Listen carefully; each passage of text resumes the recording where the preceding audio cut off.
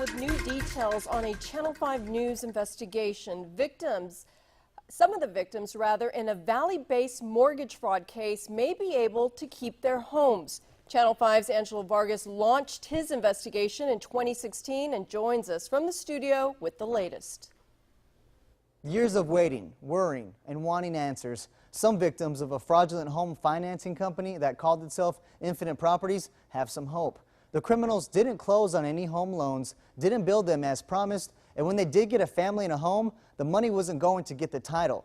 Their crime spread across the valley and in Texas.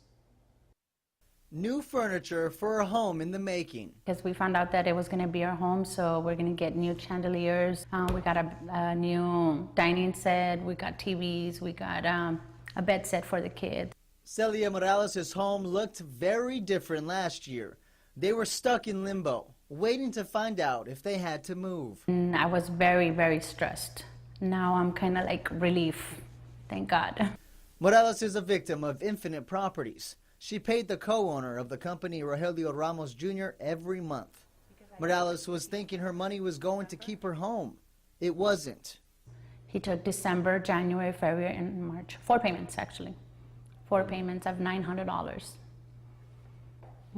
A lot of money. A lot of money he got.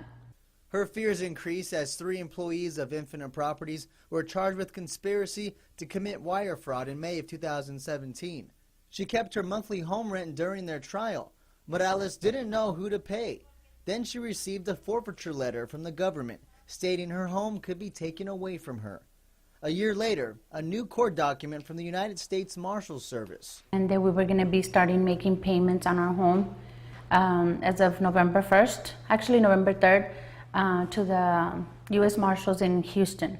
In the federal court document, it states, "This is not an eviction notice.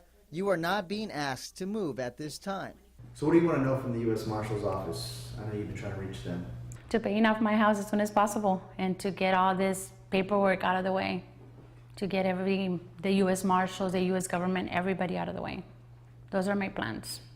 Morales says she's learned a lot from these past 2 years. Her message to others is to research the company you are buying a home from. We reached out to federal authorities on how many other victims received a letter. We are waiting to hear back. The guilty thieves had to pay more than $1.8 million in restitution fees.